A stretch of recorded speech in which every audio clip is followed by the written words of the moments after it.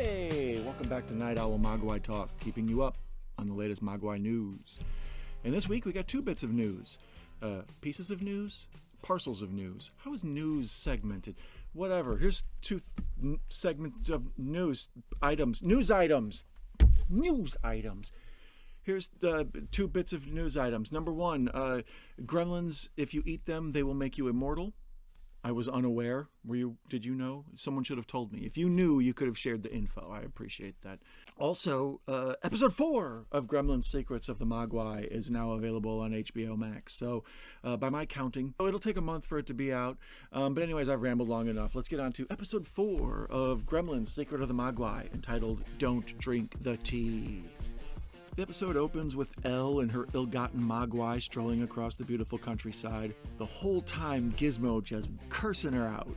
It's absurd. It's mildly cute that he's so mad that she screwed over Sam. It was a cheap move and he's not happy about it. But there's no such thing as like a Mogwai Amber Alert in 1920 Shanghai. So the two of them were on their way to the Ghost City because that's the key to the Valley of Jade. But it's just the key. We don't know what that means. Elle especially doesn't know what that means. So she pretty much needs Sam at some point back. So I don't know what the heck she thinks she's doing. And as Elle and Gizmo are arguing about their various differences and how things should be handled, it starts to rain. And they realize they have bigger problems. They look off in the distance and they see the Stormy Night Haunted House, the classic storytelling device. So they're going to go up to the old dark house and we're going to get this week's episode going. So Elle and Gizmo make their way out of the rain and get up to this big building, which turns out to be a hotel. Once they get inside, they meet this woman, Meng Po. But she's clearly up to something. Everybody else in the place is kind of half out of it, dazed under a bit of a spell. Elle explains, "Man, I got robbed by bandits out in the rain, and they took all my money. I'm never going to be able to pay you." And Meng Po says, "Don't worry about it. I accept hugs as payment." He gives her a big hug. Meng Po says, "You know what's going to warm you up and make you feel better? Some of my special house specialty tea to celebrate the Mid-Autumn Festival." And we cut to a close-up of Elle's face, and she's like, "I hate the Mid-Autumn Festival." So that's right, plot development. And since Meng Po's really pushing the tea a little too hard, Elle becomes suspicious. You know, she's got street smart, she knows. So she does the old bit where she dumps it on the plant, and the plant dies a horrible death. Once Meng Po realizes that Elle isn't now zombied out like she's supposed to be, we see her kind of give the low-angle, drastic, scary face look. And those dramatic moments always mean commercial break. So we come back from the little miniature commercial breaks, and on HBO there is no commercial. This is going to be on Cartoon Channel's Acme Night. That's what it was. I mentioned it in a different episode. So I don't know how much longer after the month that it's going to take for these to come out will it end up on Cartoon Network, but there, I answered the question from a couple episodes ago. It's on Acme Night. Anyway, so there's a hard cut away from the dramatic moment, and we got Sam in the rain.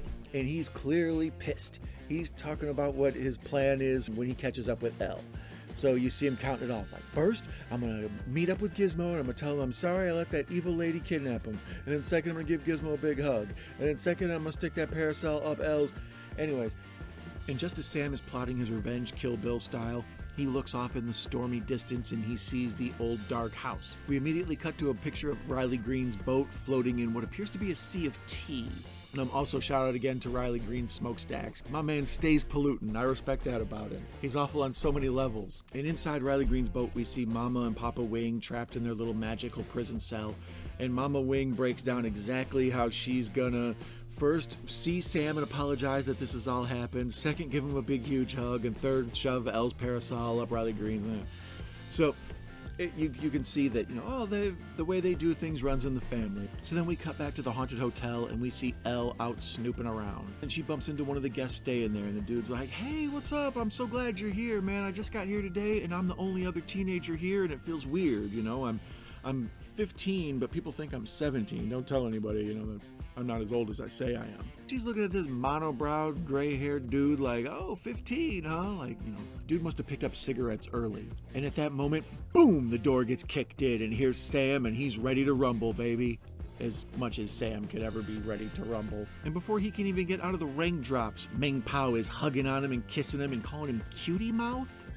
Yikes, welcome to prison. She's like, "Hey man, you look cold and wet. Want some of this tea? This tea's on fire. It's the house special. And get some of this purple tea. What can I do for you? Tea? Can I have some tea? By the way, I'm Meng Po. Have some tea." So he has a big slurp of the tea and immediately becomes a zombie. So another weird thing that comes after the tea is this weird like purple poltergeist ghost monster thing comes floating out of him, and it spreads out in kind of this purple haze, and you can see that person's history or their backstory. It's a good way to do exposition. We see that some of Sam's story, and she tells Sam like, oh, you've experienced a lot for someone your age. And so we see the purple ghost of their memories kind of float up and out of the building, and bonus points for Ghostbusters imagery.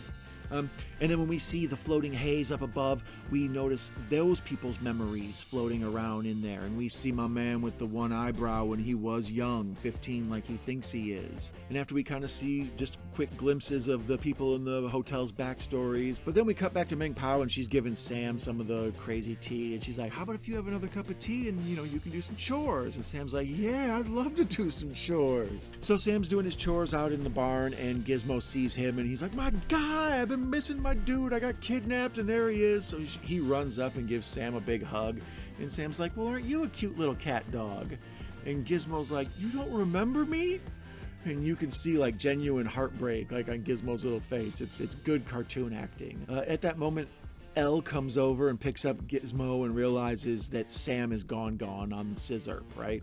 So since his memory isn't there anymore, she knows he's not going to murder her with the parasol anymore because he doesn't remember anything. He's like, oh, hey, who are you? I just got here. It's nice to have a friend, etc., etc. So he goes off to do some more chores around the place, and Elle and Gizmo try to brainstorm on what the heck they're going to do. So they decide he must have his knowledge of like potions and elixirs and his whole wizard thing he does. They think that must probably still be in his memory somewhere. So let's get him off into the ingredients room and see if his memory starts to come back, or maybe he can figure out a way to cure himself, So Elle and Gizmo lure Sam into the ingredients room. So Sam's like going through all the stuff that the different herbs and spices will do. And at that time, he pulls down a jar full of purple nugs, and we get a little mini close-up on it. And he's like, these ones make you forget.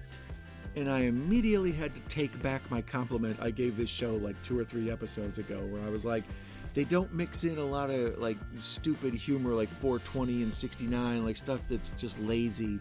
And here they are, they're basically mixing in a 420 joke. So, oh, damn you. So Elle says, well, do you know of a potion you can mix up that makes people remember?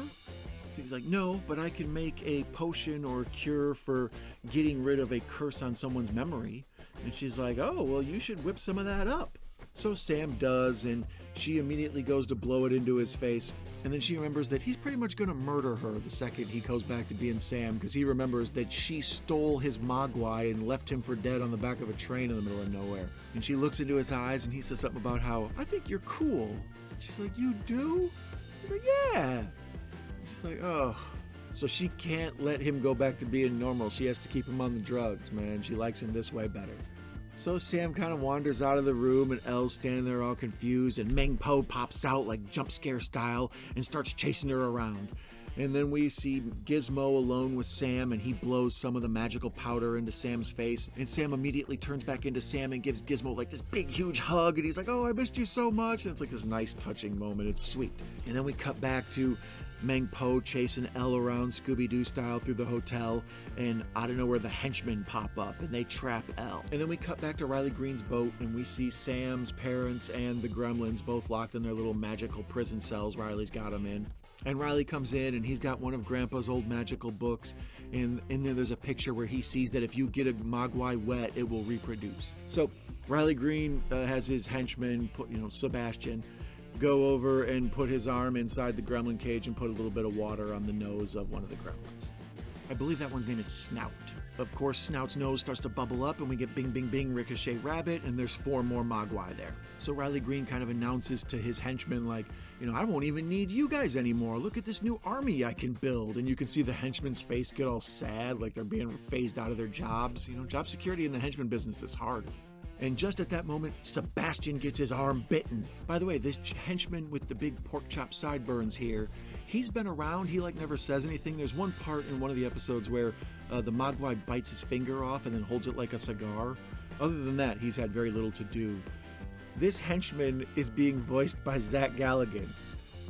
So I've been trying to figure out who he's going to play this whole time. I'm like, I know Zach Galligan's one of the voices in this. I would like to know, who he is. He has one little line in this part where he says something to Riley, and Riley says, well, that doesn't matter what you think. I'm the boss and you're henchman number 2, and don't you dare humanize yourself to me by telling me your name. And as they're ushering out henchman number 1, Sebastian, with his bitten arm, the parents say, hey, we're doctors, right? So rather than throw Sebastian overboard, he's like, okay, yeah, I agree to let you out to do medical work on him. We then cut back to Elle being held hostage by Meng Po's little, zombie army. So they force feed her the tea, and immediately, her purple spirit comes shooting out of her, and we see her memory. So then we see cute little adorable baby Elle and her parents walking around the Mid-Autumn Festival. Uh-oh, Elle hates the Mid-Autumn Festival.